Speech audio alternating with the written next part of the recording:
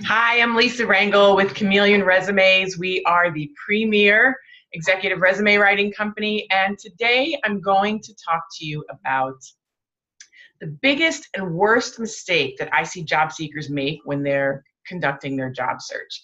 And today's topic was inspired by one of my cam tribers, someone on my email list where I send a daily email. And in the description below, you'll be able to sign up for those daily tips if you wish. And don't forget to subscribe to this channel while you're here. But my cam triber asked me a question, you know, almost sounding really distraught in the email, where she said, what if I never find fulfilling work again? And and it reminded me of a time where I felt that way. I think many job seekers, individuals who are working for someone else, do feel like that at any given point in their career. I mean, even entrepreneurs feel that way too. So, it's not an uncommon feeling. And my response basically was, first, I think you have to accept that might be a possibility. I mean, as much as it's unfathomable, to think that you'll never find fulfilling work again, I think just acknowledging that, the 1% chance that may happen just sort of takes the pressure off, at least. I mean, I'm not saying it makes you feel good, but I'm just saying at least takes the pressure off of the what if, right? Because you're accepting it. And then I think once you accept it, it really completely dissipates the power of that fear. And so then you come up with a plan, in my book. Once the fear's somewhat dissipated, or at least put on the side, you can come up with a plan. And that will, just short of ensure that that's not going to happen, and you will find fulfilling work again. And I haven't forgotten the biggest and worst mistake. I'm going to get there. So just giving you a little backstory to it. So to basically come up with a plan to ensure that fear doesn't happen in the future is, first, I want you to list companies, come up with a list of companies where you want to work. I mean, you can use internet research, best company lists, LinkedIn searches, and come up with a list of 20, 30, 50 companies where you think you want to work. And then the second step is to find individuals at those companies who have titles that resemble the titles of people you've reported to, or you would report to in this next job, if you'll say you're looking for a promotion. So for example, if you're a controller and you're looking for another controller job, you might be looking for the CFO. Or if you're a chief marketing officer, you're obviously going to be looking at the CEO. If you're a human resources assistant, you're looking for the HR director. So you want to look for someone in the department where you would work and who you might report to. So, unless you're in HR, don't automatically look for the HR person. You want to find people that you might report to. And then that leads to the third step, which is reach out, market yourself, and don't just, ping once and it goes into the ethernet. And like, if you don't hear back, you think it's that they're not going to respond or they're not interested. Try Twitter, LinkedIn, Twitter DM, LinkedIn, snail mail, email, phone, imagine that, using the phone for an actual phone, and calling.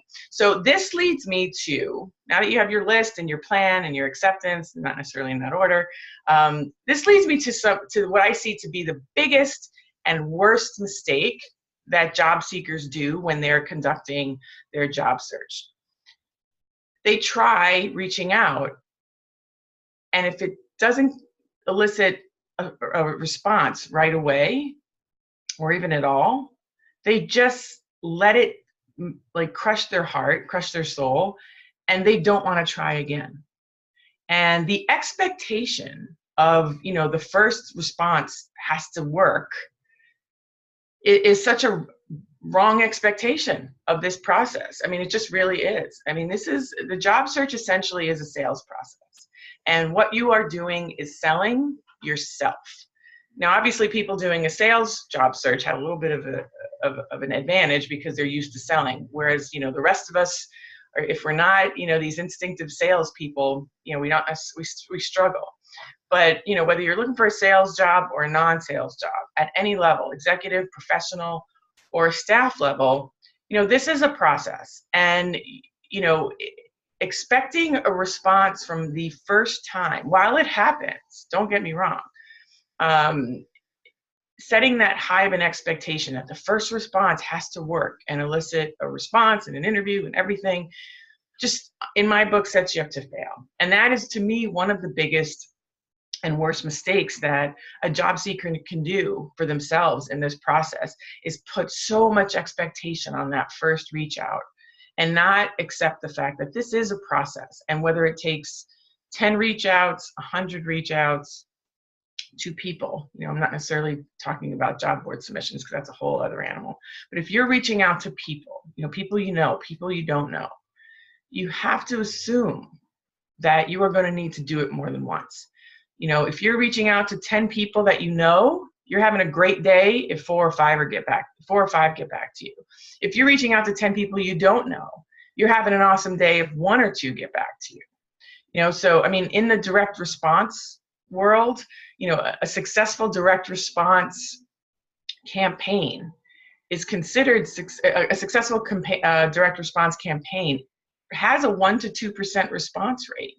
So you cannot expect 100% response rate and then try so few attempts. So you need to have multiple attempts, hone your pitch, get better at each attempt that you do, and focus on those that respond.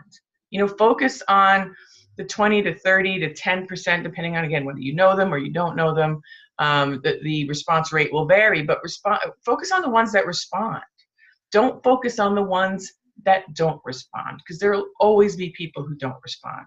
So that is the mistake I want you to be very conscious of and very well aware of, so you can catch yourself. You can't help how you feel when it happens, right? Because that's just sort of a visceral response. But you can acknowledge it, you can honor it, and you can go, okay, that's just like, my response to try to protect me from rejection, but it's really not rejection. I just haven't found the right match, so I'm going to try somebody else. And that's it. And you just keep going. You keep going until you find the person who responds to you to have a conversation to explore. So that's the goal. So don't do that mistake. Don't assume it's got to elicit a response the first time, and if it doesn't, you're not worthy, or it's not working, or I got to do something. Just keep going. Just keep going. That's it. So again, Lisa Rangel, Chameleon Resumes. We are the premier executive resume writing company, and I thank you for joining me on this video today. If you would like to receive the daily tips that I alluded to earlier, in the description box there, you'll be able to click on that link and sign up for my daily email tips. Also, don't forget to, below there, subscribe to the channel if you already haven't, and if you haven't already. And if you have any questions, you can email me at lr@chameleonresumes.com, or post a comment below. I read and reply to every comment and every email, and look forward to next time. Thanks so much for joining me.